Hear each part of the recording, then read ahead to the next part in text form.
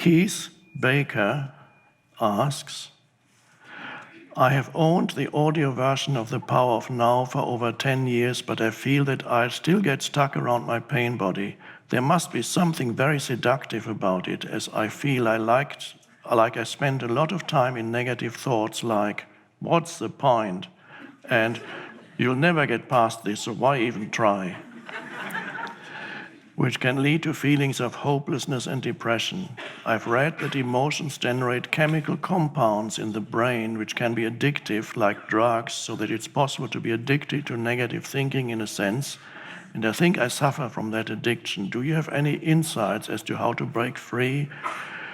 And above the summary of the process for dealing with the pain body on page 33 of your book.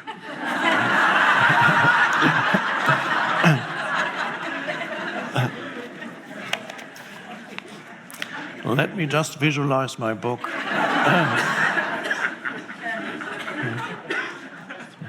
It's not working.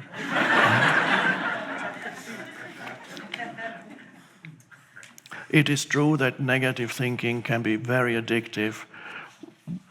From my point of view, it is not caused by the chemical that's generated in the brain, although I do not deny that the chemicals in the body very often reflect certain things that happen on the mental, emotional level. But what comes first, the chicken or the egg? So if you become very angry, of course there are certain chemicals that are released in the body, and if you become peaceful, then they go.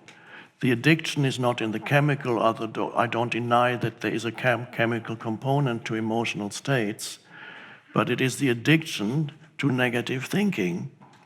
And the addiction to negative thinking is usually connected to the pain body, which is the emotional field that feels fed, fueled by the negative thinking. So addiction means it feels, on some level, it feels good. If you're addicted to something, on some level, it feels good. If you're addicted to alcohol, the drinking feels good while you drink, not afterwards, but while you drink. So if you're addicted, to whom does it feel good? Not to you, not to the physical body, because the physical body suffers through it, but to the pain body.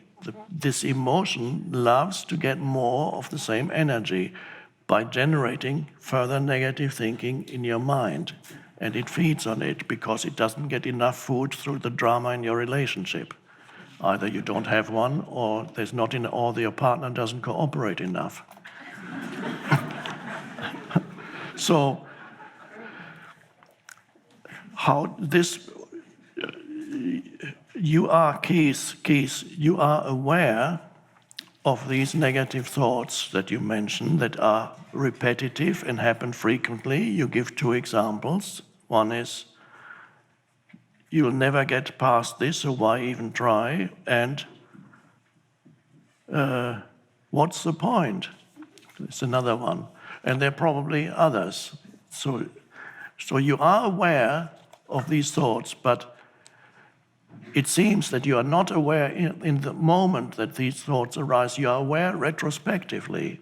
After the thoughts, you realize, there was that thought again.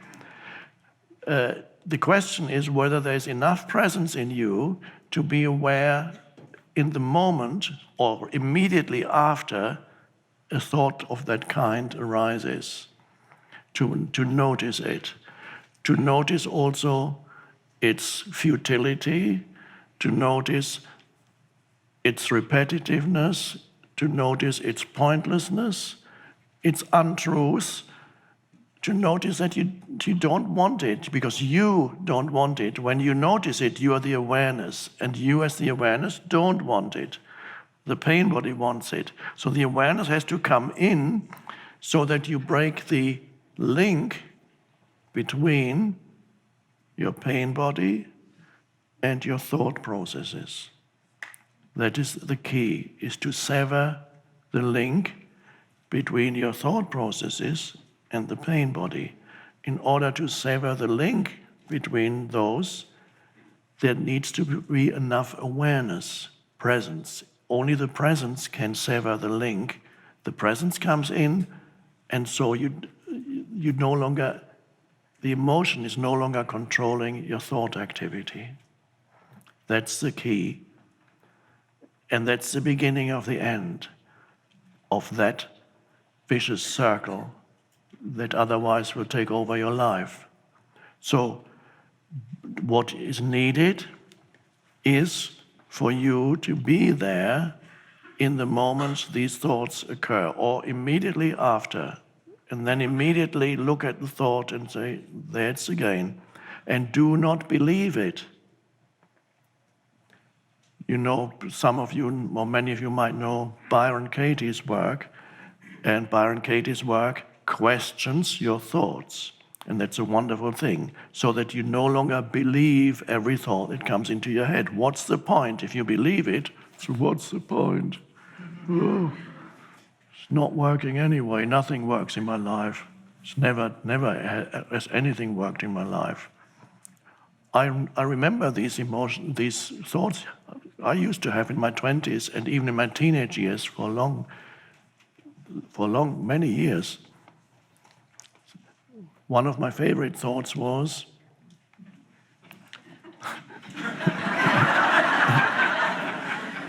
bad things always to happen to me, of course, bound to happen to me. It's always to me. Always bad things happen to me. And the strange thing is, they always did.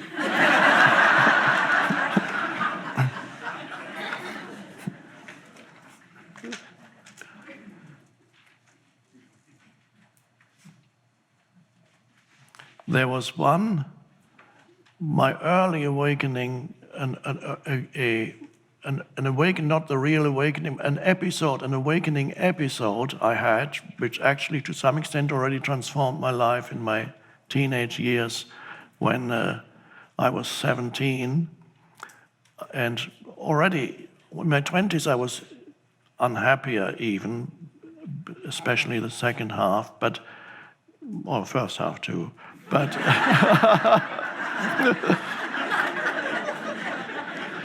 but in my teenage years, I had such thoughts like, of course, bad things always happen to you. And there was a lot of anger and resentment about life. And the first awakening came when I was living in Spain with my dad, and a woman left some books with us. She was going back to her country, German books. And she said, can I leave these with you? I'll pick them up again next year when I come back. She never came back. And so we had these books. We didn't have many books, so I started reading them. And there were books by a spiritual teacher, Swiss German or German spiritual teacher. And for the first time I read that your thoughts have something to do with what you create in your life. And that was almost, my mouth opened in astonishment. And at the time I was teaching myself to type on a typewriter. Of course, there were no computers. So I had this old typewriter, and I used his texts, the most important parts I copied as part of my typing practice, how your thinking, you manifest through your thinking, you manifest outer reality, and how you can change outer reality through changing your thinking. Wow. And I practiced it, and it worked. My greatest desire was to leave home, and a year later, an opportunity opened up for me to go to England. And it would never have happened if I had not. I know it was the result of practicing changing my thoughts. So that was one wonderful opening. And then I was fine for a while, and then gradually I forgot about it, and for other reasons, more and more unhappiness accumulated again. But that was a temporary breakthrough, an amazing realization.